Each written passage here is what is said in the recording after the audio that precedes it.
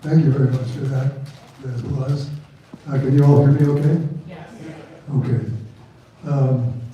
Well, now's the time when I would like to open the floor. But before I do that, I'd like to say that John Hanson unfortunately was not able to make it this time. He has a little health problem, nothing serious, but he's stuck at home back on the East Coast, but he gives his greetings to you all. And so, well, we were struck with something at an early age. We were pretty young. I guess I was late 30s when we got to this. And to me, it changed my life in the sense that I wanted everything after that, all the films that I made about 45 different films. I wanted them to start at the bottom.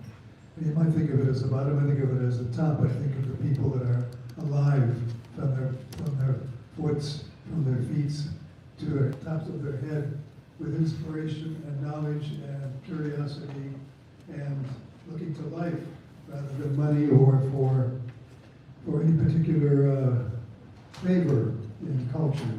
I like the people that live straight ahead, and that's what I've tried to do. And so before I open the questions, I'd just like to say that the little thing that said resist that we gave you all on the back of it is how with our new website, with the 45 films and the other art and stuff here, you can find it if you're interested.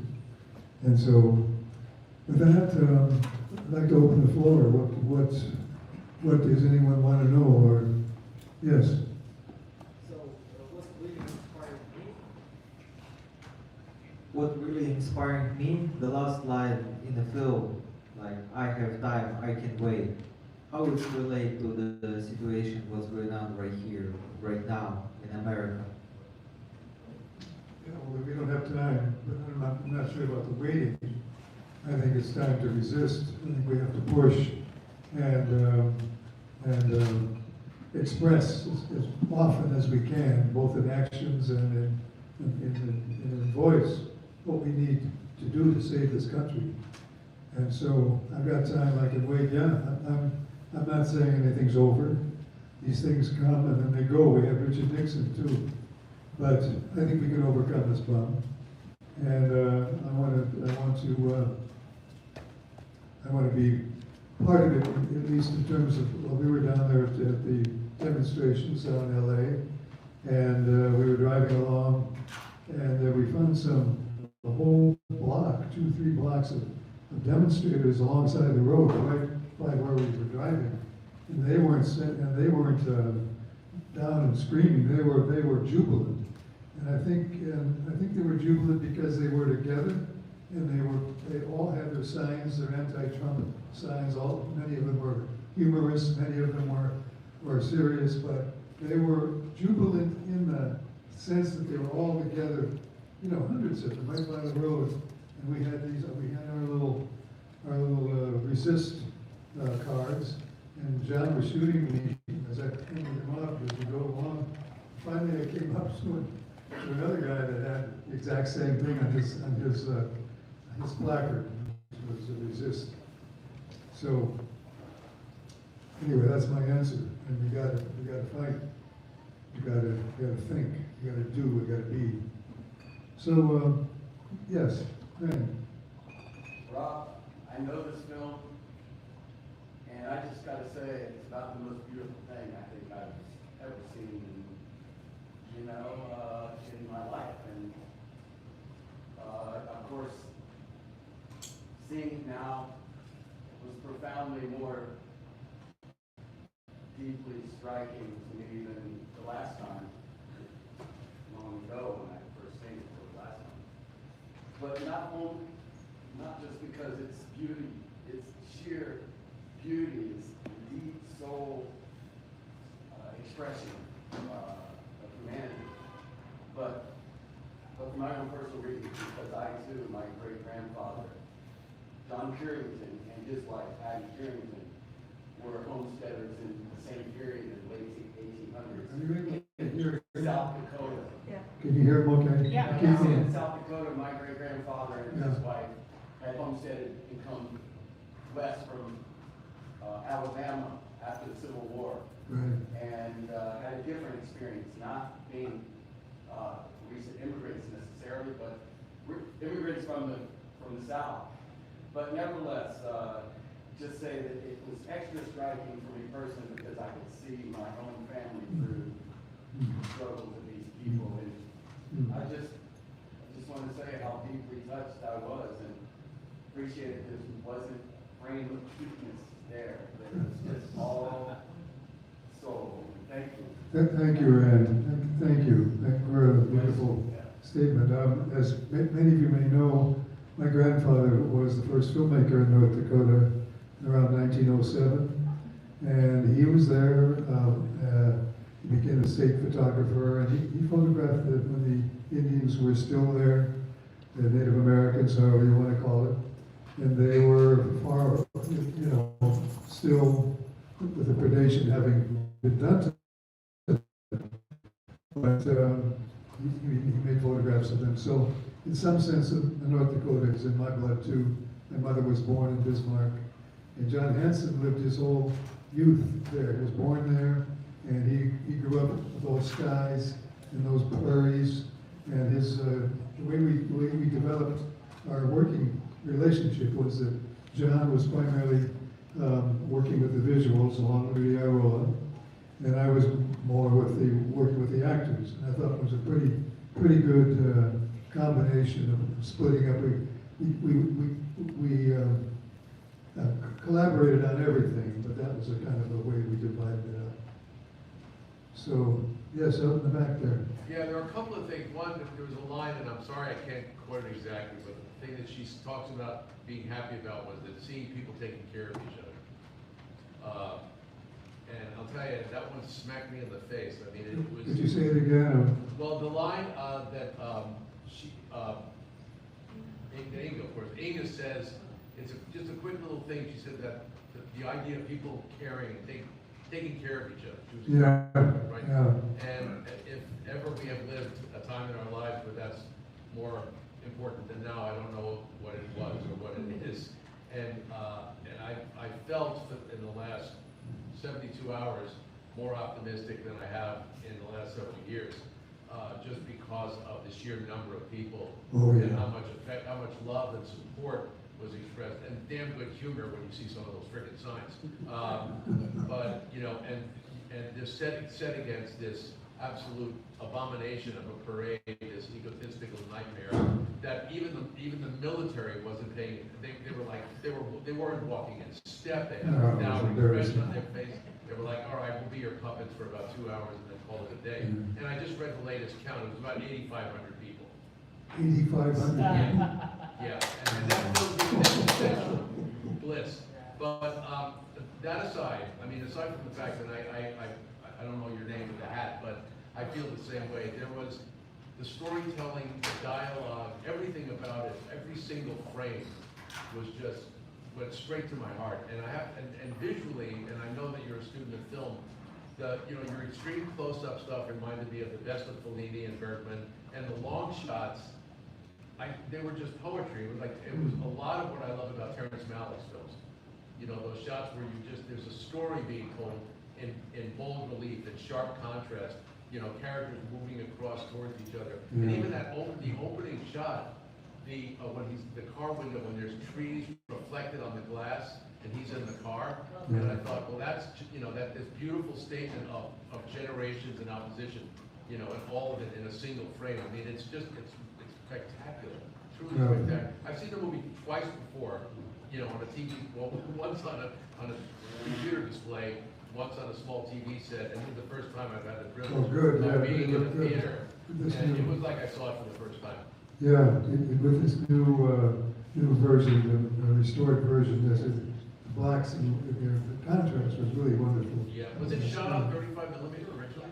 Excuse me? What was it shot No, on? we shot 16. 16. Okay. And we blew it up to 35. Yeah, that'll be. And so we had a lot of help along the way.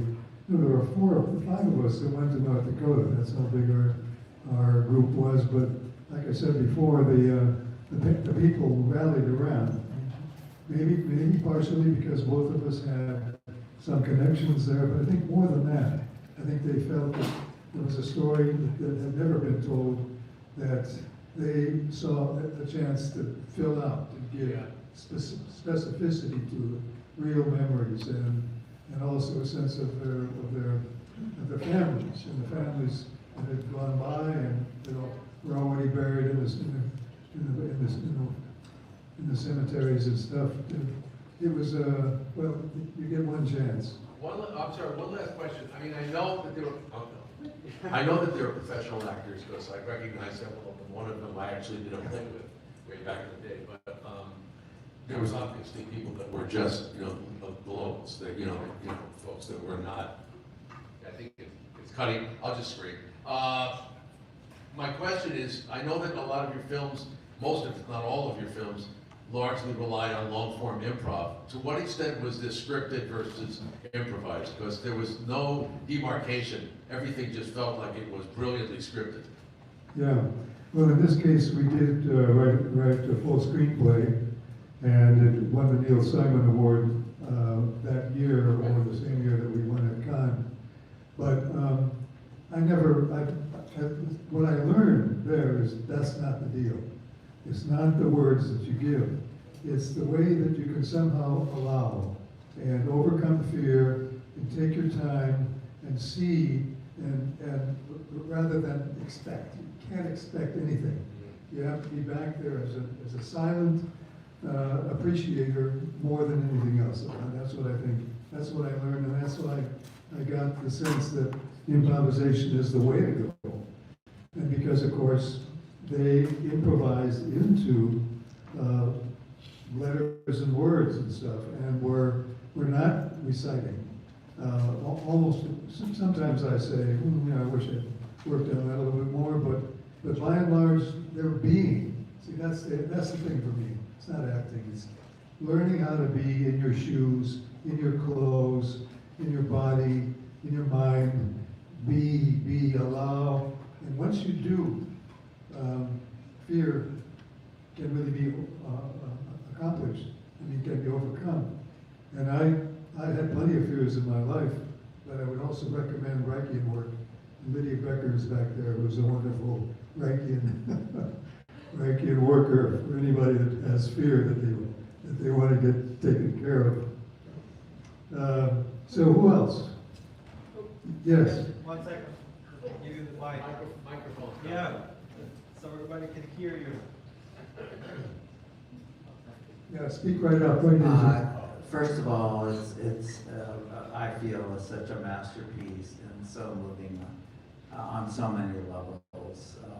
And I was stunned by the acting, those stills that are constantly coming in and out, those images that just work so well together. I won't say too much more in praise in that sense, just because people have already said so much. I was interested in this Ray Martinson and the writing origin. I didn't know if he found the book that then became, that he then made into a different book that you found, or how did the writing go from a script to, what you did and so on? Well, Henry Martinson is the first guy you meet when you talk to anyone in North Dakota about who knows, who feels, who writes, whose heart is in with the working people. Is Henry Martinson. He was the publisher of a socialist magazine back before the League, and he was part of the League demonstrations and organizing. And he's been a labor man. Fargo Moorhead Labor Temple for a long time, and when we met him and realized all he knew, he said, "I'm sorry, boys, I don't think I'm going to be able to do it." And we said, "Well, why is that?" He said, "Well, I got to work. I work at the Labor Temple." And he said, "Yeah, but maybe we could augment your salary." I mean, of course, he relented because when he realized what a chance it was for him to express the things that he had felt so strongly. And he was not an ideologue. He was not an idea man. He was a heart man. Not that he wasn't smart, he was a state poet. And he's published books of poetry and all of that.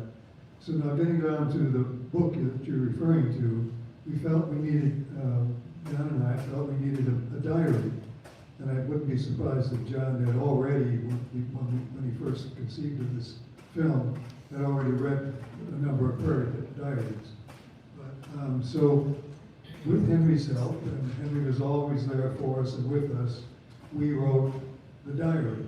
And that's actually my handwriting on the diary.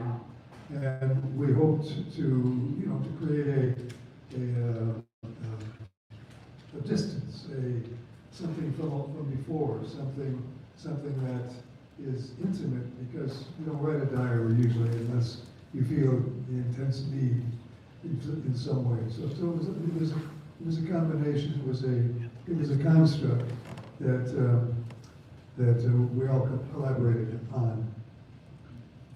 And anybody else? Yes.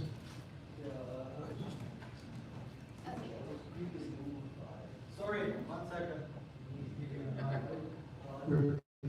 He's Deeply moved by the film. I was deeply moved by the film, but I wanted to say that there's so many stories like that we don't ever hear about. I was born in a labor movement family, and I was so glad to see this one revealed. We don't hear about very many of them. We think, that people aren't struggling and winning sometimes. So it's one of the things I love about this film. And I have a question: where did they find that farm machinery? where did they what? That farm machinery. Oh yeah, that's. Pardon me? Yeah, yeah. You don't want to get too close to it. Well, the fact is that we chose to work up in Divide County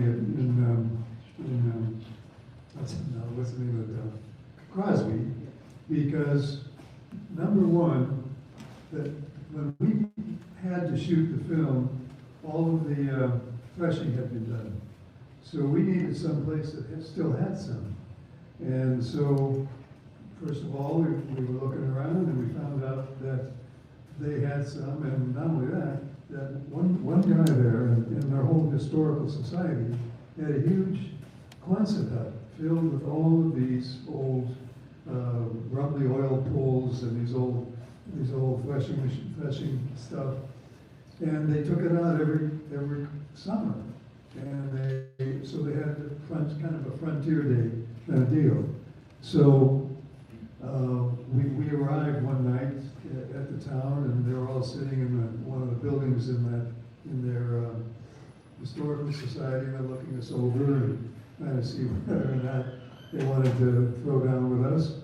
And the end result was that they opened their doors to us. We slept in their homes. They did imagine, there were 5 of us.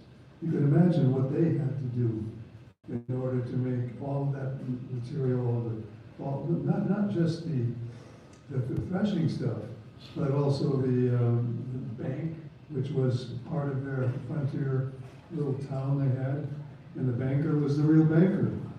And the banker is, we had Gary Hanners was his name, and one time he came up to me, pulled me by the arm and he said, "I know what you're doing to me." He didn't care because, and so that's the basic story. And it was only years later, 2 or 3 years later, maybe much later than that, we realized that what they had threshed was not wheat. Any farmers out there know what it might have been? We have one more last question. What's that? Wait a minute. No, I will tell you, it was barley. Okay. Anyway, an experience that look at that blizzard. I mean, 4 in the morning, and we hadn't shot the scene that we came all the way to shoot because it was so cold. It's 30 below. And so John and I, 4 o'clock in the morning, on the last day that we had, we went out to the area where we wanted to thresh. And we convinced ourselves, or else perhaps it was true, that it was a little warmer. And so we initiated the telephone tree, because we were linked into all the people by telephone. And we said, we gotta come out, or please come out, or whatever. And then you saw they were setting up, and it was just an early morning scene, and it started to get a little colder, and we were asking them, well, it's a little cold, how are you guys doing? They said, we're threshing wheat, so just go and do what you're doing, and we'll finish the job. And then the wind came up, and then the greatest gift that filmmaker could ever have, wild blizzard. The only part of it that was kind of positive, other than the fact that it was an amazing opportunity, was if you noticed that the smoke, that the snow was sticking onto the bodies of the horses, which meant that it wasn't all that terribly cold, or it was a warmer blizzard than might have been. But I mean, when I look back on it, I just say, what did we do to deserve all of this kindness from the people, and all the great luck of, we were dressing in snowmobile suits, and they always said, no, we don't do that. Well, of course, we couldn't have shot that, but. And the last thing I'll say about that is that John was shooting the second camera, and he had an area which had a lever on the side of it, and he could hear that the film was going slower, so he had to crank it up, and as it got slower, to keep it at 24 frames. And he kept doing it and doing it and doing it. The other camera was in the back of the pickup truck, and we found some way to, I think, hook up to the battery, so we were blowing heat on the camera. And all I could think of, since I wasn't shooting, was we need an exit. We have to have an exit, or we're going to get exited. I mean, this thing has to end somehow, which was a silly thought, but it still was a thought that I had. And so I said, so I'll get them to walk from right to left across the camera with the snow blowing on them. But we did end up using the shot, so that was another piece of just fortune, and I'm glad that it still can move people. It seems impossible that we're still here tonight. I'm not sure how many times the film has played here over the years, but so good to have you all here. And thank you so much for the response. Are there any other questions? Yeah, we have I a last just have question. one last Oh, question, yeah, Rob, because okay. they're wrapping us up over here. Oh, they are? But Okay. yeah. But I just Okay. wanted to say that it was beautiful. I've seen it 3 times, and this was probably the time that it moved me the most. Oh, yeah? Yeah, and also just the restoration, because it just made the pictures just pop. But I just had one question about improv, someone asked. There was a scene that I felt was improv by you with your sense of humor. Tell me if I'm wrong, was it the wrestling scene? The wrestling scene? Yeah, the scene where he put, he bet him to a wrestling Oh, yeah, match. that had to be, yeah, that was definitely an improv, yeah. Yeah, that was your humor, I mean, that's you, that's And in the anyway, workshops. a lot of it moves in and out of the emotional center of what's being going on, and some of it is, you have to be relaxed into it, and that to me is a way of being, of improv, coming and linking with forethought. But thanks to everybody that came tonight, and please tell all your friends it's playing again over the weekend. Mira Larkin is one of our great heroes from the Tenderloin Y group, and a terrific actress, and still our biggest supporter. So thank you, Mira. Okay, thank you again. Thank you.